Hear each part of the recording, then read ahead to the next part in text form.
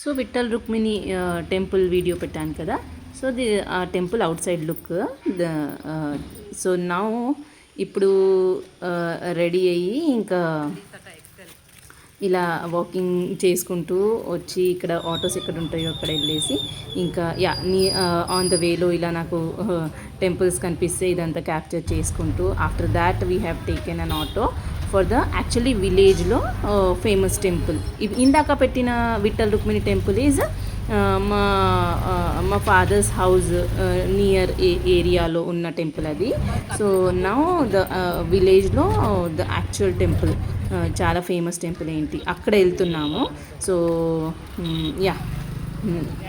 Auto దిగేసి now we entered. So ఇక్కడ ఇలా ఫస్ట్ కొబ్బరికాయ తీసేసుకొని దెన్ వి ఎంటర్డ్. సో లోపల వెళ్ళిన తర్వాత రష్ చాలా చాలా ఉండే. సో రష్కి చూసి ఇంకా దర్శనం చేసుకోవడం ఇంకా ఇట్స్ నాట్ దాట్ ఈజీ. బయట నుండి ఇంకా మొక్కేసి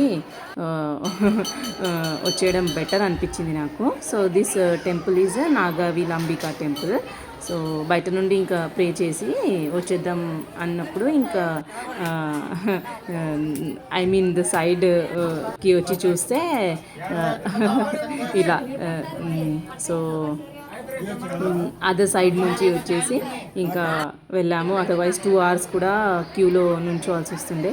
సో ఇలా సో మీ అందరు కూడా దర్శనం చేసుకోండి. అండ్ ఆఫ్టర్ దాట్ ఇంకా సో ఇలా నాకు ఇక్కడ ఎగ్జిట్ నుంచి ఎంట్రీ చేసాము. ఇక్కడ ఈ వాటర్ అదంతా కాశీకి కనెక్షన్ ఉందంట ఈ రివర్. సో అందుకనే ఇక్కడ అందరు ఇలా వాటర్ తీసుకుంటున్నారు.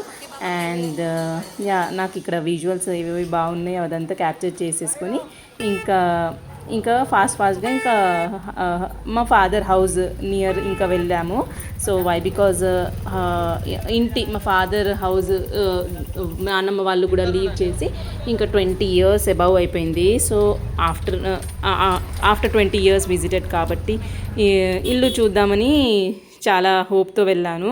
సో పాసిబుల్ అవుతుందా లేదా అని కొన్ని విజువల్స్ క్యాప్చర్ చేద్దాము, ఇట్స్ ఆఫ్టర్ 20 years కదా అనేసి ఇంకా ఫాస్ట్గా ప్రేయర్ చేసేసుకొని అసలు దర్శనం దొరకడం చాలా కష్టం అనుకున్నా. లక్కీలీ అలా ఎగ్జిట్ ప్లేస్ నుండి ఎంట్రీ అయ్యి అలా ప్రే చేసి చాలా చాలా బాగా అనిపించింది.